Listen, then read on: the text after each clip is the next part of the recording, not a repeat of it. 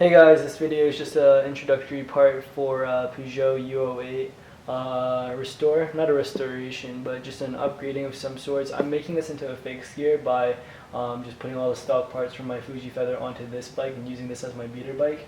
And I'm just going to add this shitty old little old mountain bike stem that I got from my dad's bike. It all works, you know, cool stem. This is actually 22.2, but it works in the 22 mil stem area for French bikes, and that's what I'm going to tell you. So this is going to be a video on introductory of French components, weird oddities on French bikes compared to the usual British and Italian type of things, the type of things you need, type of parts, type of equipment, just things like that.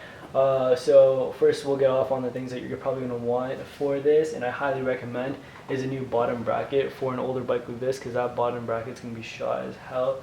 You're going to want a Bello Orange bottom bracket. They make cheap ones now, so that's good. You used to have to buy the fill ones, which were like 100 something bucks. Now in the States it's going to be cheaper. I'm in Canada. I got this for 70 bucks at a local bike shop. And you're also going to want some Loctite, because French threading, which is right hand thread on the drive side, is notorious for loosening by itself. And also what I recommend to clean up is some brake parts cleaner. Let's just focus in on. Hopefully that focuses. Whatever, you guys get the point.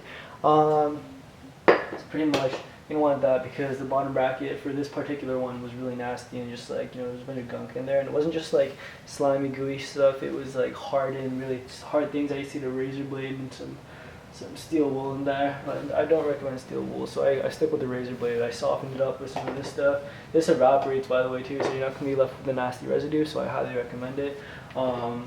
This is the non-chlorinated one. So the oddities on a French bike are 22 mil. You need a 22 mil stem to actually go into the head tube area for your steer. There's shim in this, most likely for the UO-8. And with this shim, you need a 22 millimeter seat post, but I took the shim out and I actually put in my dad's old mountain bike seat post and seat, so I'm going to change this one up later. But the seat post is 25.4 and it seems to fit. People recommend 26, but I think 25 or 25.4 actually works really well for that. And you can actually find 25.4 occasionally somewhere.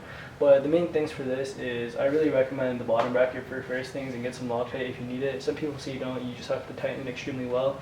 And that's one part for the bottom bracket. You're going to want a 22 Shimano bottom bracket removal tool, which it's coming in the mail soon. So I'll put that in a separate video in part 2.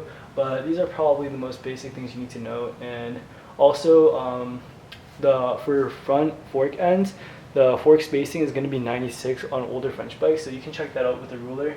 And also the back rear dropping spacing, and the spacing is here to here between the dropouts. So the back is also 120, so that actually works really in the favor for you if you're going to make a fixed gear, because you can get fixed gear track cogs, the fixed gear wheels in 120 millimeter spacing. So that's the basic information you need for this, and you can ask any questions down in the comments below. Give this a like if it actually helped you out, and I'll be giving you step-by-step processes on how to build this up on the second video to third video. And that's all for now. Thanks guys.